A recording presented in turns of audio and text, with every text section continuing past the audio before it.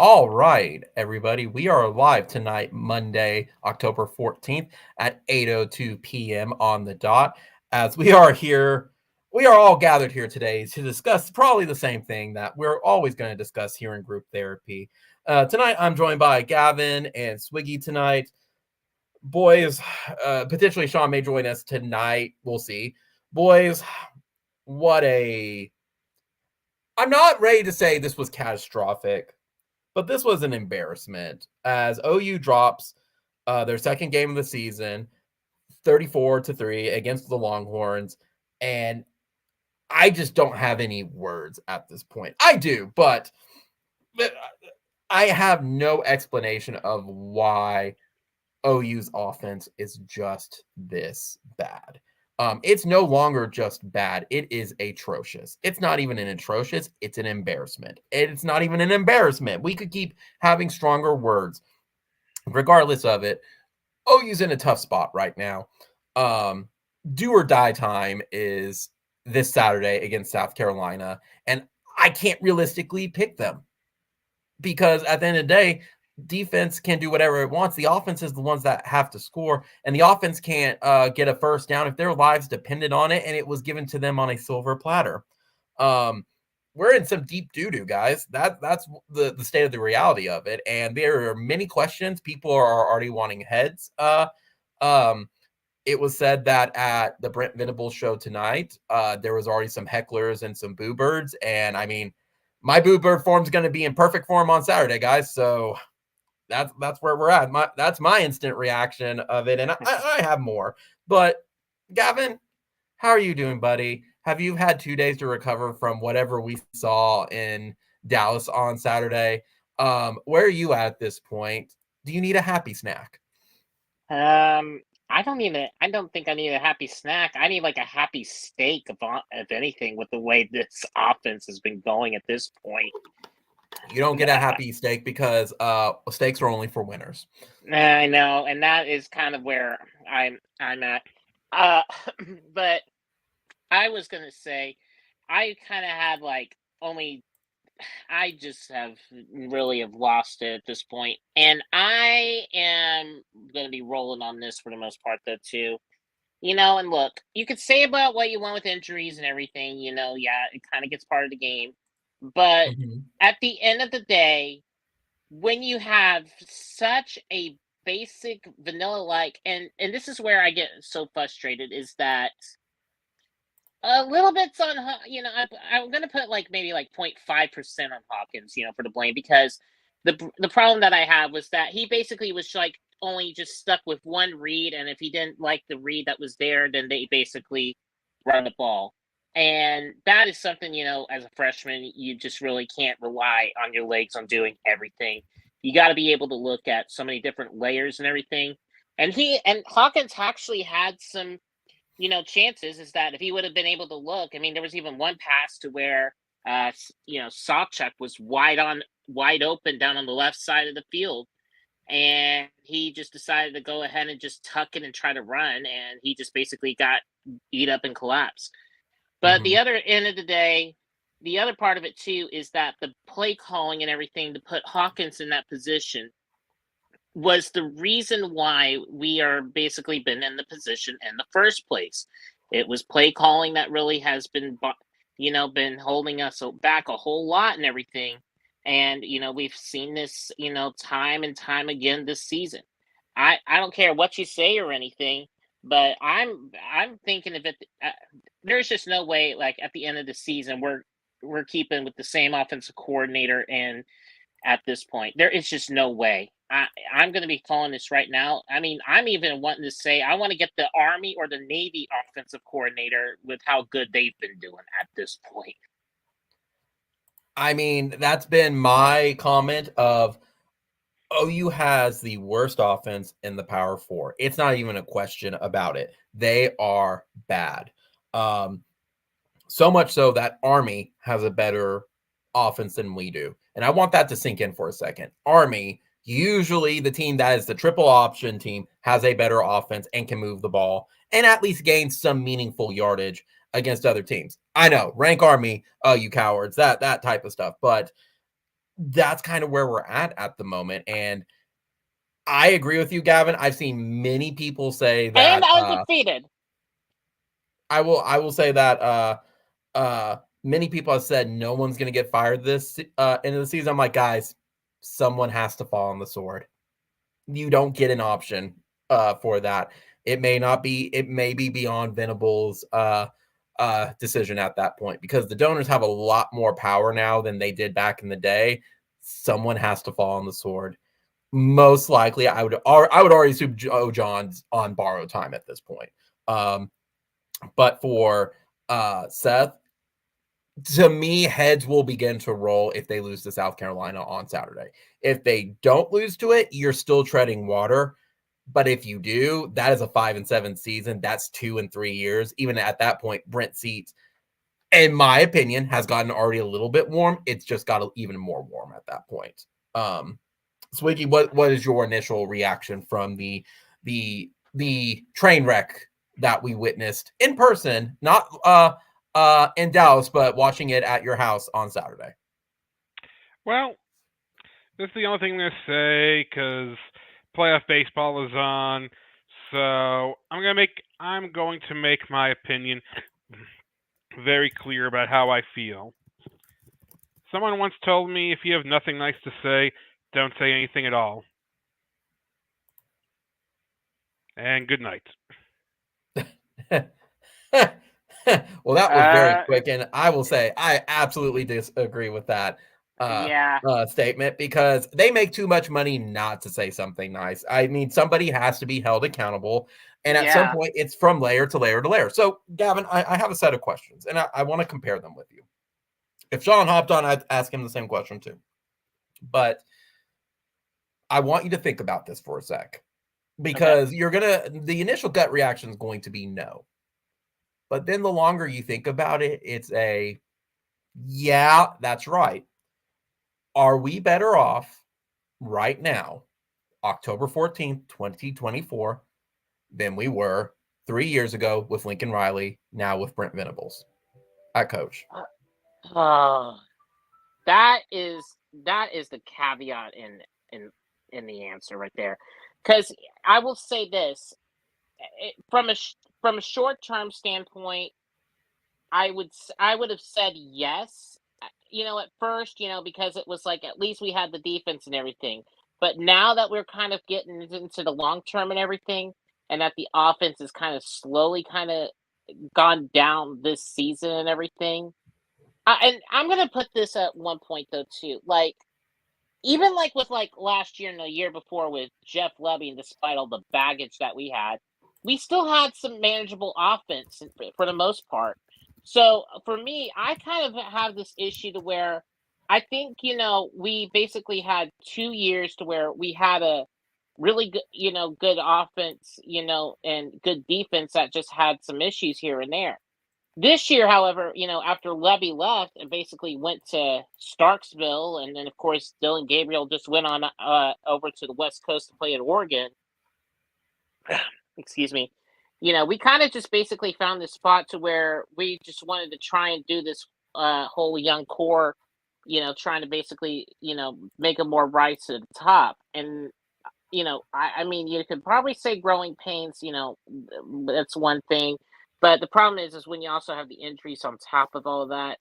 I kind of have this whole layer of issues to where we kind of went to where we were trying to bank on the early part of young careers and everything, trying to steadfast and everything, where Texas had a little bit more extra time and everything with all that, and all the extra money. We all know how much money they have in those deep pockets and everything. And I look at it to where we basically were just starting off on a real young core at this point. And now I'm not saying, because here's the thing.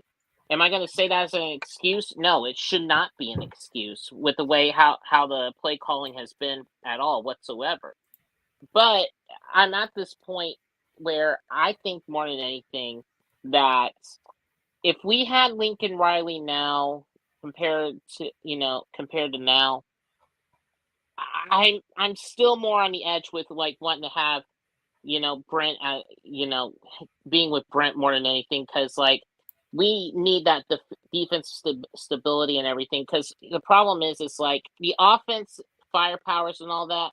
You're only going to get yourselves in shootouts and everything, but we were never going to get over if we had a very competent defense, which is what we finally have. But the defense doesn't score points; the offense does. And that's the whole issue of the caveat. I would rather fire an offensive coordinator for not doing their job than basically firing a defensive coordinator at this point. I'm more of a defensive minded guy, so I kind of see more of issues, where I think I'm more of the issue of we needed to fix on defense, and it's like how I said before. We kind of went from one extreme on the shift, with our offensive scoring points with no defense, and now we have the defense that's trying to become this powerhouse with no offense. There's no happy medium. That's why I posed that question to you, because I'm going to say I think we're not. I think we're exactly where we were 3 years ago, except every single stat has kind of flipped at this point. And we're good at recruiting, but we can't develop players, it seems now, versus last time where, well, it looked like we could develop some players, but we weren't really good at recruiting. The defense is now better than the offense. The O-line is terrible. It was kind of terrible then too, but it's even more terrible now. And the D-line is much better. It seems like every single stat has kind of flipped on its head at this point. We're in Bizarro world, essentially, where up is down, left is right, and we are red Iowa versus like hyper offense OU. I don't think we're in a better position. I think we're also on borrowed time at this point. Then you brought up the offense and everything. I think the same thing, where it's like the problem is there are many excuses that are being used, but everything falls back at one point to one person. We could also say Brent, and I will make a note of that. I don't have confidence in Brent right now on the offense, when even tonight at his presser, he just refused to kind of talk about the offense and act like a head coach, Brent. At some point, you need to act like a head coach.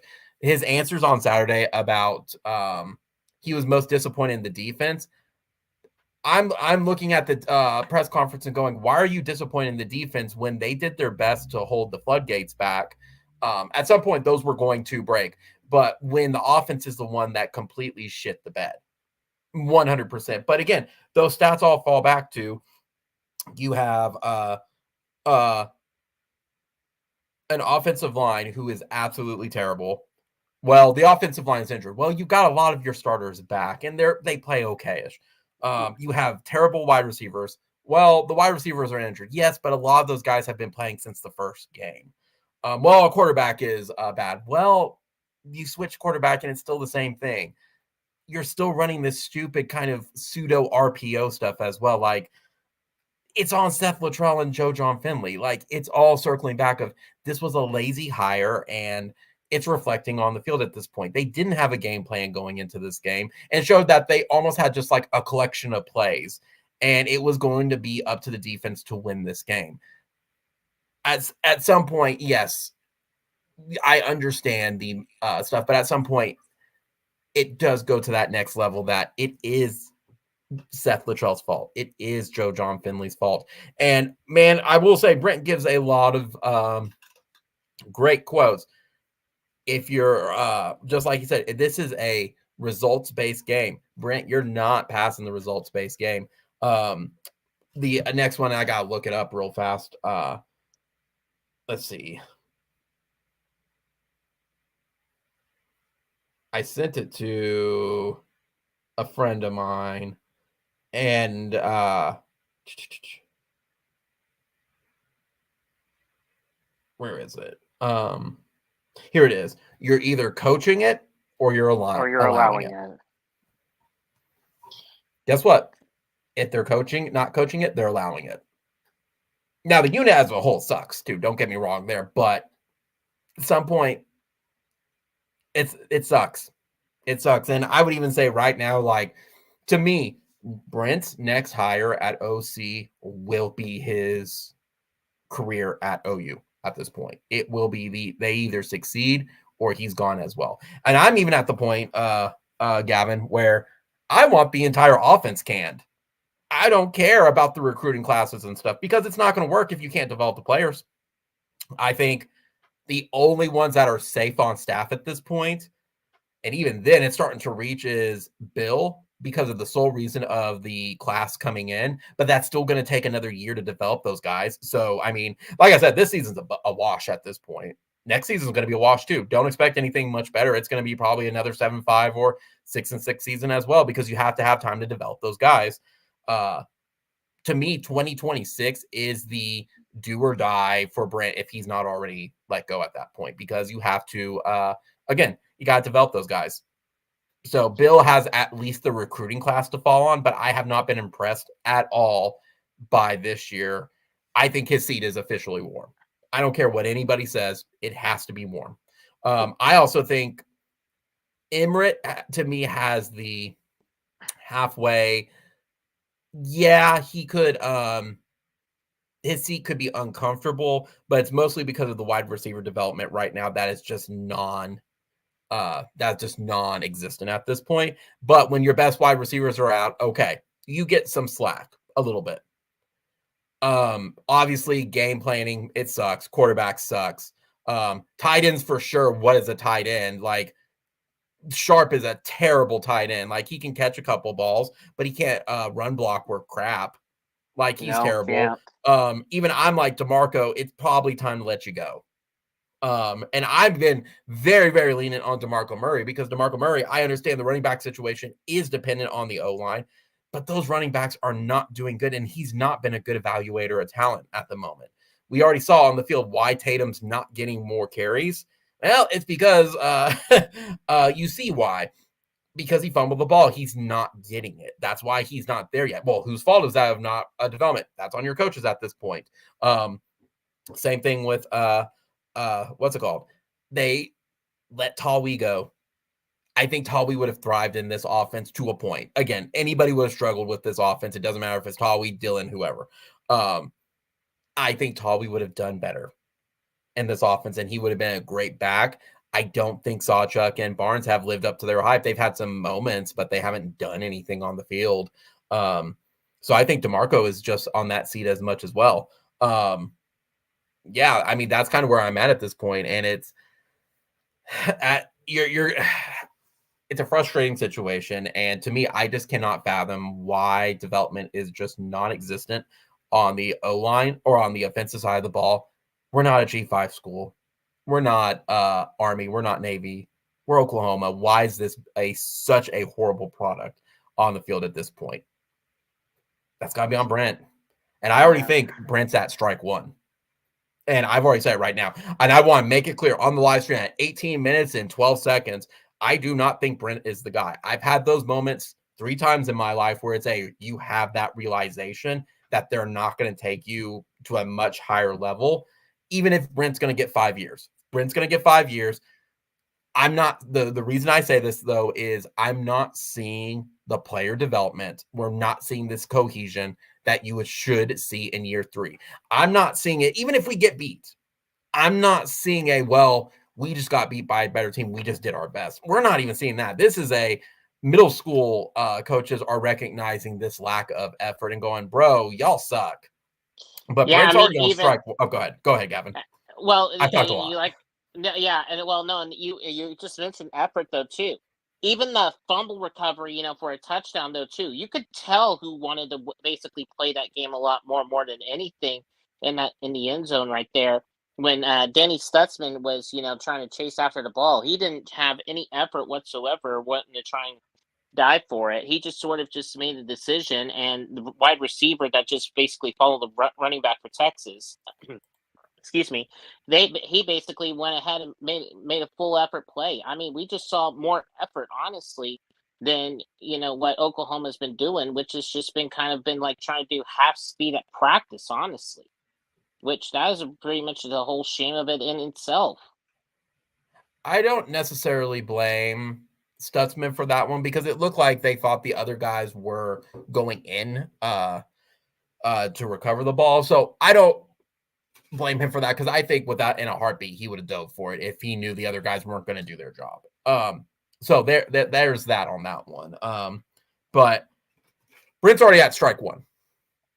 Brent has lost to Texas games 2 out of 3 years. Losing to Texas isn't the shameful part. It's you haven't scored a touchdown in 2 out of 3 of those guys. Even with the year one mulligan, knowing in 2022 you were not going to win that game and you just hoped to make it manageable and not just get blown out. It didn't change anything. You haven't scored 2 touchdowns or a single touchdown in it. That's a problem. That is a serious problem. I think if he keeps that Latrell at the end of the season, it's strike 2. And again, it doesn't matter on injured players. Nothing's going to change. Okay. Yeah, I mean, because again, Gavin, I be honest. Will any of this change even with healthy players? I mean, and be honest with yourself. No, I'm not disputing the whole issue with the year 3 with what we had with this year and everything. But to put that on the whole year 1 and everything when you really had no quarterback to begin with in that first year, honestly, it's how can you do that when you basically were going off of a single wildcat play, honestly, at that point? Yeah, but you still could have managed some type of points. Even if it was a single touchdown, you could have managed some type of points for it, even if it was a field goal. So that's where I'm I give slack on year 1 to an extent. I don't give you as much slack when you don't score any points. That's kind of in the same realm at that point. No different than what's been going on. So like I said, strike 2 is if he keeps Seth Latrell. There is no excuse for that. He needs to go this year. Well, what about the Crews? I don't care. I genuinely don't, because him being here long-term is going to hurt versus help at that point. And then strike 3 is going to be if we go 5-7. In year 3, that is absolutely unacceptable unless you are absolutely rebuilding. That is outrageously unacceptable. And I cannot realistically, and Gavin, outside of Maine, I cannot realistically pick OU to win any of their games going forward this year. I can't. There is no logic. Even South Carolina this weekend, they have us like -2 or -3. I can't pick us to win that game because we have no offense at all. It's not an if. It's just it's like against Texas. It's not an if we're going to win. It's a when, how many points will Texas score on us? Because it's not 7 points. It's wild, Gavin, that I have to say that 7 points is out of reach of this team to win. If a team gets ahead, they're done. Yeah, it's like they've. Yeah, it's like I've already been kind of at this point to where, honestly, they just already just have kind of just somewhat stopped. Basically just stop playing and going through the motions, and that's just basically how I've been seeing this team all year. It's crazy to me because And it's like how I said with the whole effort deal too. I just don't see the effort because right now there is just, and it's like you said, there's no, there's just no buy-in right now at this moment, and that's what's really sad about it.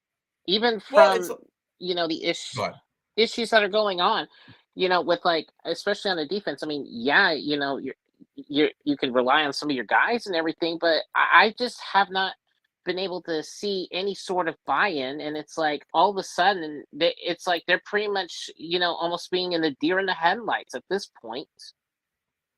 Well, and it's like I read it tonight. It's like, after when they were doing interviews with the players after practice today, they had another team players only meeting. What is this solving, guys? This is like the 3rd or 4th one this season. What are you doing? Is the offense present? Did they get lost as well there? Because surely this isn't helping. Well, we have a lot of us in front. Bros, you are 2 plays away from being 2-4 and not 4-2. Like that, you're living on the edge and living on a prayer. And it's about to be potentially 4-3 or 5-2. Like, we thought the Auburn game was a turning point, and that's what the most frustrating part of this is. They had 2 weeks to prepare for this game. I understand injuries. I get that. But at some points, injuries is an excuse. They had 2 weeks to prepare something manageable, something just to make it through the game. Even if you lose, at least it showed you tried, that there was heart. There wasn't. this was a shit-tastic game plan, if there was a game plan. I think it was a collection of plays that we were going to do and just hope for the best at this point. Like I said, that's why I'm at I think Brent's going to be at strike 3 at the end of the season for it. And where I was going back to is there's times where I said that there's a point where you realize that the signs are there and you don't want to admit the signs because your heart's in it. You want to see people succeed. I said it in 2012 after the Notre Dame game and again in 2016 with Ohio State when we lost at home both times. Bob isn't going to get us back to a national championship. He may get us some really good wins like the Sugar Bowl or say, I know he didn't coach it, but Ohio State in 2017, things like that. He'll get us some solid wins, but to take us that next step, he wasn't going to do that. And lo and behold, after around that time is when he retired. I said I think you were on this live stream if you weren't, Lincoln Riley and Tulane in 2021, that almost disaster home game where I said, if he did not get a offensive coordinator to help him out, then he's not the guy. And that proved to be right. He wasn't the guy. He left for USC and that was kind of is what is, but he wasn't going to be the guy anyway. And then, I mean, we're at this point. I'm not seeing the games that has convinced me that Brent is going to be the guy. I think it is safe to say that we have a large enough sample size of Brent. I don't care what you do for the next 2 years because you're not going to take us there. Like, I don't see the player development. I don't see that next step being taken. I can say with the defense, it's been somewhat fixed. But offense has regressed at this point. So it's like, I just don't believe he's going to be it. And I think it goes back to what I said. I think Seth Luttrell was a lazy ass hire. I think they didn't do a proper coaching search, which really sucks too, because if my assumption has always been that we knew Levy was leaving after the Art Briles incident. I think that was pretty much set in stone. Like, he wasn't going to be here. I don't know if that was confirmed or denied, but he wasn't going to be here.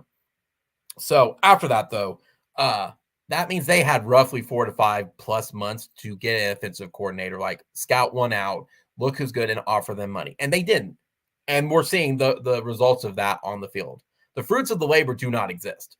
So that's where we're at this point for it. And yeah, it's a shitty product. And Brent needs to act like a head coach and realize we need to look for someone on the outside that's not connected to the OU tree and be able to pick someone who can coach, who can recruit, who is not a coach who hasn't play called in 9 years and has not been a quarterback coach before.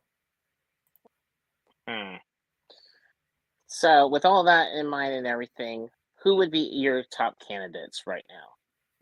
I don't get paid enough to be able to give you an answer for that in 2 days. I don't know. Outside of my running joke of does the Vanderbilt OC like covered wagons? I don't know. I have not thought about that. I had that thought on Saturday very briefly. I'm like, I'm not paid enough to research this right now. I'm still in the moment. I don't know. Someone who can recruit, someone who is actually like a player's what's it called? Someone who gets the players, someone who actually knows how to play call, someone who actually can develop players. That's for me. But I don't have any names for you off the top of my head at this point. I think what people also have to admit to that is OU right now is in a downtime. Because here's the thing, Gavin. And I want you to be honest with me. This is where I start circling back. Here's my next question. Is OU going to make it to the playoff this year? No. Is OU going to make it to the playoff next year? With the way this is looking, probably not. Assume Seth is staying and the team is healthy, but let's go with that. Are we going to make it to the playoff in 3 years? I just don't see it, no. 4 years. I think 4 years is a little too far out, but that's kind of I don't want to say yes, but it's kind of on that kind of a maybe. But I would seriously have some doubts. Sure. So we'll stick with 3. Okay, that's almost a full. That's almost a full All graduating class. So that is what, 2027 at that point? And you said no. That means it would have been almost Yep. 8 years since OU went to it, let alone even compete for a conference title. Why is Seth then still on staff at this point? Well, midseason changes. Who cares? If the season's a wash at this point, get to bowl eligibility and start planning for your future at that point. Seth should not be a part of it.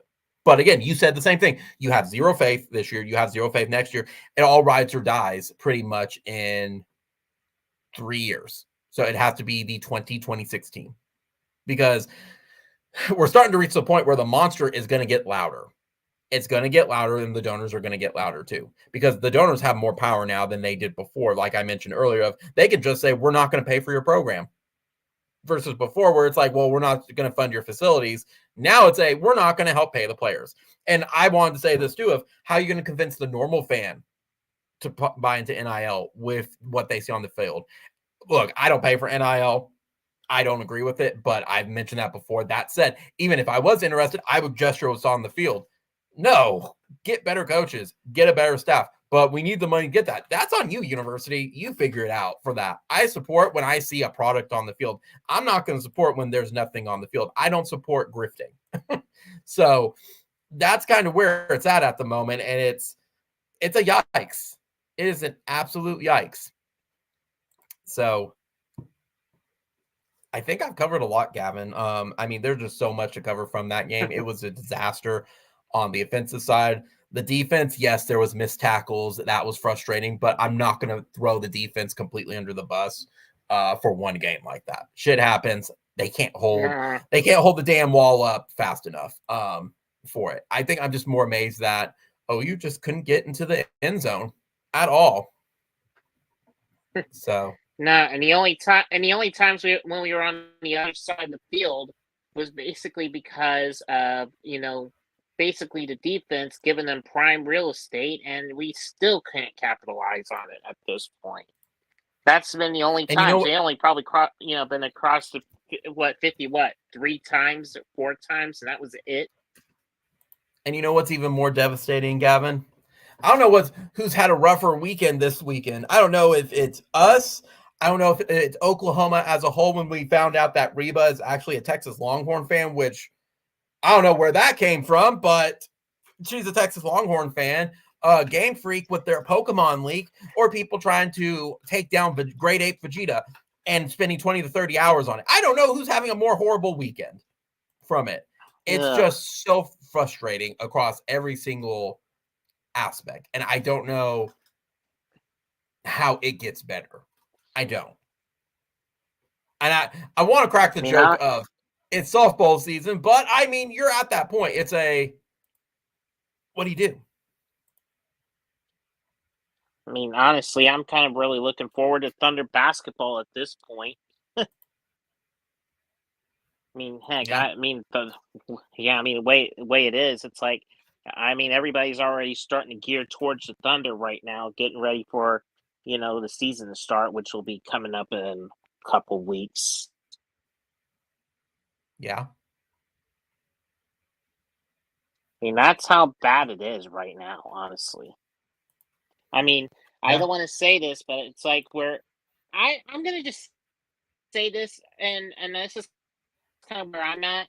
I think we are in a much more worse time right now than the John Blake era. I'm going to say. Oh, yeah, you reminded me of that, and I'm glad you did, because I was like, I know I have more notes. Yes, we are in a worse spot offensively, not defensively, because if you look at the cluster defensively with it, we're not. But offensively, we are in a worse spot than we were with John Blake. Anybody arguing, I mentioned this 2 weeks ago. Anybody who's arguing that, you're full of shit and you need to get over it and take your crimson colored glasses off. That's where it's at right now. I don't want to hear shit about injuries. I don't want to hear anything. You're not developing players. It's worse than John Blake. It is. There is no middle ground for it. And if you can't accept that, that is what it is. Again, I got laughed at on it, but I mentioned my friend who coaches the middle school, high school or middle school teams. And he said the same thing. What is OU doing with these Pop Warner plays? My middle school teams know better. for it. And people laugh like, well, you're getting advice from a middle school coach. Yeah, but if he's recognizing it, guys, there's a problem. There's a big problem. So it is worse than John Blake. I 1,000% agree with you. It's much more complex. Huh? Yeah. I mean, we're already at that point to where we're at the dark. I would say kind of at the dark age at this point, though, too. Because honestly, if anybody can just be able to recognize that, honestly, there's just no way we would be able to keep up at this point. And honestly, and I'm starting to be with you on this, Josh. Here's the thing. I would say and this is kind of where, and I agree with you on this. It doesn't, even if they went against South Carolina, Seth has to go, period, at the end of the day. And Joe John Finley, I've kind of had some some issues going on with the tight ends because he's not been able to do all that. And it's I'll like say it for you. He's horrible. At least Seth. Not to interrupt you. At least Seth does have the excuse. I understand that you have your built-in mulligan. Joe John doesn't have that even excuse anymore because the tight end room is complete shit. His recruiting is complete shit. He doesn't have a get out of jail free card like Beat and Bo and Seth does. And when you lose out to the top tight end in the state of Oklahoma to Ohio State, and I agree. You basically lose a recruiting battle for the top tight end here in the state, and basically going over to Ohio State. I'm sorry, but it is just something to where that is inexcusable, and that should be fired on the spot. I agree. I think that is a horrible circumstance and everything, but that's your job, Joe John, is to sell it. Like, if it was what it was and you had other recruits, sure, but it's not. So this one's on you. Like, someone has to fall on the sword, and I will continue to stress that. Joe John is definitely on the list of, you're probably falling on the sword, man. Like, you should already be looking for other jobs at this point. It's just wild. I'm sorry, but he's kind of already. Go ahead. I was just going to say, it's just wild where we have the ability because, and I really haven't got a chance to see him play a whole lot though and everything. But it's just like, you have a, good recruiting bed with some of these athletes that are going in there, and you're basically losing into that or sort of issues to where you're losing to top schools that are in the Big Ten or the SEC. It's just already at the point to where you got to be able to win it inside the state. And honestly, you didn't do your job. And in fact, I know this might have been before Joe John Finley, but we actually had a tight end that was over at, I can't remember, it was a few years ago, but, he played over at Norman North and everything, and he went on over to Iowa State. I vaguely remember that. Yeah, because he was basically on the same team with not only with Drake Stoops, but also with Trey Young as well.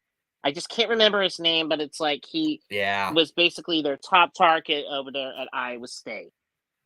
Yeah, and I couldn't tell you which one it was either. But you understand where my point is going in and all that. I mean, look. Yeah. I know you can't get every recruit. I understand. But if you're not getting the in-state battles that you need, then there is something hugely wrong with that. Yeah. Again, that is where we're at. It's a crappy situation.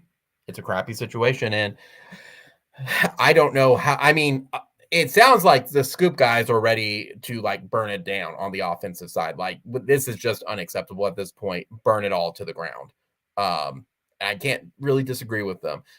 Gabe and Teddy are not. I don't think they're ready to call for firings at this point because that's just not their style. But they're like, something has to change, dudes. Like, this is bad. People don't know their assignments. They don't know what's going on. Play calling is way too complicated. It's just a bad No, it's the Oklahoma had the no good, very bad day in Dallas. And the thing is, it could have gotten a lot worse too. That's the thing. The defense is what kept that score a little bit down because Texas Distil themselves didn't play all that well ish. They took care of business to me, and No, we they still couldn't didn't. score points on them. Yeah, and I will say this: we are so lucky that Quinn Ewers got rusty on the first 3 drives, or else it would have been 21-0 in the first quarter. Okay, Yeah. think about that, because some of the plays they had complete coverage bust in the safeties, and one of them was overthrown, and Billy Bowman just happened to be there at the right place at the right time. So I want you to understand that, Yeah. it was just, it was like there was so many issues to where the safeties just got beat so badly, and Yeah. yet it felt like it was already 60-0, even though we're doing good on defense. I mean, that third quarter or second quarter touchdown kind of just like took everybody out of it and knew like, yeah, the game was over at that point. Yeah, and look, here's the thing. If you want to complain about the block in the back or anything else, though, too, look, it didn't even matter, because at the end of the day, they basically just outflanked us, to where we basically used our own aggression on defense against us. And that has always been the biggest problem. We have always been very, had such of an aggressive defense. And I'm okay I with don't people care complaining on what. that solely because of consistency. Like, I do want to see the refs actually call stuff. And that Texas player was out. Well, it's one thing, but at the end of the day, it ain't going to change much of the results, to where they were already outbeating us at that point anyway, to where we already knew our fate was already sealed. Correct. Speaking of that, Gavin, I do want to address it. Has it felt like to you that Billy Bowman's kind of regressed this year versus last year? He really That, did, because like even the last 3 games that he had, Tennessee, he was out of position, and basically when they got to the RPO and basically left the corner basically on a one-on-one matchup, and just basically hit a slant pattern, and basically wide receiver for Tennessee just went in for a touchdown. It was also the Mhm. same thing with basically, if I'm not mistaken, with Auburn. He basically bit on the short route that was going on the inside, and left one-on-one coverage open for Peyton Thorne to throw a deep bomb, for a touchdown. And it was Yeah. like the same thing again that we saw. He gets out of position, tackling wise and everything. So it's like he's already starting to make things, to where it's basically regressing the defense, from a long-term standpoint. I agree. I think that's what keeps us from being an elite or great elite defense and just a borderline good and great is our safeties have just not done well this year. And I think that's been an area of concern for a while, but I do think I go ahead. I would say I would take Billy out and put Peyton in, and have both Peyton and Eli, basically start making the adjustments, honestly, because like right now Eli's probably been, the best freshman that's been going on right now in the country when it comes to being in the corner position as a Yeah. freshman, of all things. Yeah. He's actually one of the top freshman corners at this point. And then I would probably go ahead and, get Billy out, and honestly have it basically do a game reset on him, honestly. And basically have Peyton step up. And I know they won't pull Billy Bowman. I understand that, but it's like, what is it gonna take But here's the thing. for it to click? That's where I'm at. You are. Here's the thing. I don't care, because it's like, if you are not playing in the position, that you're going to put yourself, it's like you are just basically putting yourself into where you're just trying to make huge play and the impact, and I think that's been the biggest problem. He's trying to make it too much instead of trying to put himself in the right position to help his team succeed. Honestly, And I mean, let's just say it, he's not putting his I mean, team look, in positions to succeed. yeah, and he's kind of going into this, and I always somewhat hate this. It's basically individualized play, and that is where Hmm. it's been very frustrating. And he's kind of made bad angles and everything too that basically has left a lot of issues that have been going on, honestly, at the last couple of weeks. Yeah. It really is. This ain't the Big 12, to where you have mid-some receivers. You're in the SEC now, to where you have to deal with a lot of the speed and athleticism that is a lot more better than you. And honestly, Yeah. that is starting to really come and really bite us, honestly. Yeah. And I think Peyton has a lot more of that. Peyton has a much more of that athleticism and and ability that than what Billy has. And I know people are going to be upset with me saying that, but it's just speaking facts, honestly. At least that's just been being able to have the better play on that. Yeah, and I mean, this also goes to like post game and stuff too, where it was like where Bauer Sharp mentioned the that Seth Littrell didn't talk to them after the game. And I know people say the coaches don't do that. I mean, they probably do, but Seth's kind of an ass, so he doesn't, but that doesn't help the situation. Especially Sharp's when they asked him today about what's it called? And he just deflected it to next question. Here's my question to you, Gavin, because I've heard this a lot too. Here's my third question for you. I already asked you the Brent one about the is he the guy? I asked you that other one as well. Here's my third one. Is Brent's seat warm? Even if it's somewhat warm, is it a little warm? I think it's going to be a little bit warm at this point.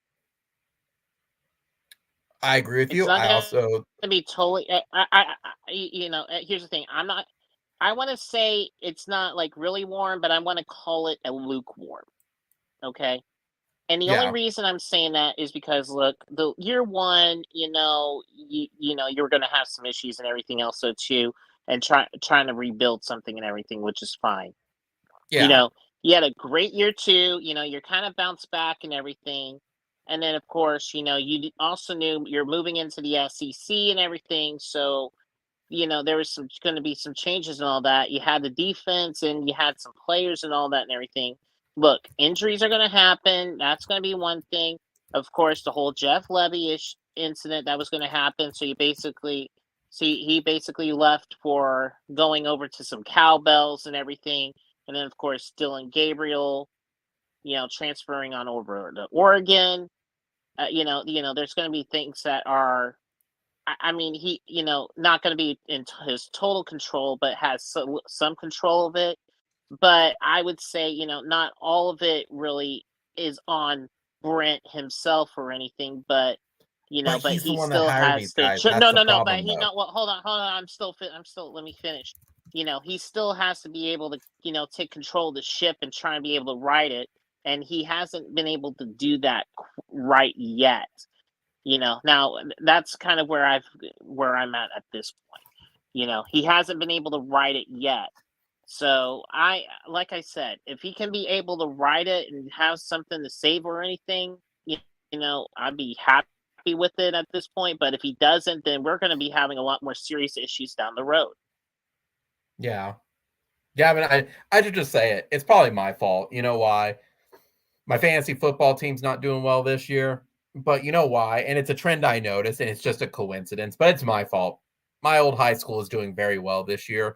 That's my fault. Whenever they do well, OU sucks usually in the same year. It's my fault because they're doing very well. This is why I always have issues with Highlanders, and I've been having issues with Highlanders for the last decade. I'm sorry. It's my fault. My bad, guys. Not my fault that they're scoring 60, 70 points in their game and taking care of business, but my bad. Josh. Yeah, it is what it is, but Oh, you want to know who else? You want to know who else has been taking care of business? Freaking Carl Albert. You want to know what's so crazy is that we've already gone through 6 weeks of high school football, and they gave up their first touchdown of the season against Noble last week. disgusting. Think about that. Disgusting. That is Can just they score? absurd. Can they score? Can they score points? Trust me, they've scored about almost over 50 or 40 at this point. Does the coach like covered wagons? I'm just asking for a friend. I think he might like covered wagons. But you want to know what's even more crazier is that the team that's just down the road, Del City, They're doing well this year too. And I've seen them play. Oh my gosh, they've scored like almost 50. I just saw them scored over, 60 points on quite a few of their games this year, which is crazy. But here's the problem that I have, and it was like a lot of issues that I had because they did the whole redistricting thing because of the private schools, suing about being up in the classes and stuff like that and everything based on their postseason success and all that. I have a lot of issues on there.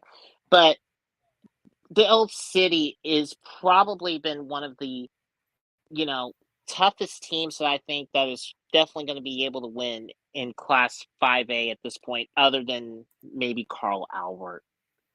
I see those two teams, Carl Albert and Del City, going down to Edmond for another state title rematch. There's just no way about it whatsoever. Because let's just face it, and the problem is right now is that, and you know this as well as I do, whenever it comes to high school ball, 6A has always been East Side dominant, 5A is always going to be West Side dominant. There's just no running around it whatsoever, though, too. 5A has always been, such more power on that than it would be with 6A ball, where 6A has been so much dominant within Owasso, Bixby, Jinx, Union. 5A has always been with Carl Albert, Del City, kind of getting itself in the mix a little bit. And, I mean, even you had a point to where Bishop McGinnis also kind of creates, some havoc here and there, too. So it's like, it's just the way how the layout usually is. Now, I will say I'm not a fan. I'm not a fan with the new district layout. With some of the 5A or 4A schools and everything is 5A schools and everything with like how they've done this year because they putting Del City and mostly all East Side schools. That is something I'm just don't really agree with at this point. But the issue is, but we wanted transparency and all that and everything, and it's like, you kidding me? Del City is in its own world, and you're just basically playing a lot against JV teams at this point. I mean, it really is. There's no comparison from East Side 5A to West Side 5A. Yeah. I will say this, to circle back real fast to college football as well. Swiggy mentioned it, and he was very much right. And I gave benefit of the doubt. I think they're still a better team. Man, Will Howard, dude, in that Ohio State game, just boy, did he shit the bed on that one because they didn't know. Oh what my the gosh, he pulled a Prescott of all the times to do it. He pulled a Prescott. Yeah, it's just unbelievable. Here's the thing, but what was so crazy about it was that before that play and everything, and there was a whole lot of controversy about it, was the whole tactic of having 12 men on the field. It was just basically the play before that and everything, which honestly, it kind of moved them up a little bit, but at the same time, I'm like thinking to myself, doesn't matter because it's like once the penalty occurs, you're not going to be able to change the clock or anything like that at all, period. Right, and There's there's just no no way way to you go can call around a it or anything timeout. else.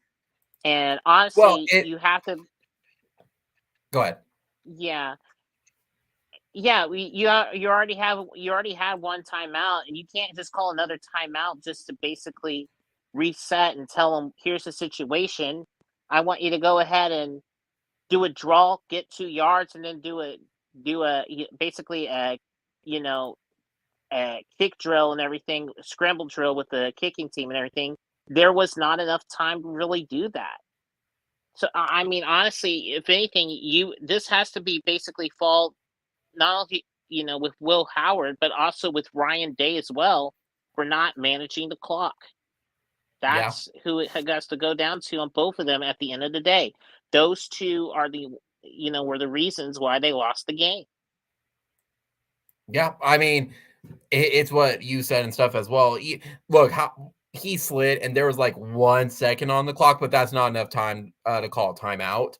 For he was done. And Will Howard and made a yeah, complete mental error. Yeah, and the problem is like if he got another second or so, I could definitely see it. But the problem is that he was just trying to get the extra field position and put his field goal team at that spot. But honestly, at that point, you just need to throw the ball and have your receiver go down and then call a timeout. Because honestly, running it takes too much time on that.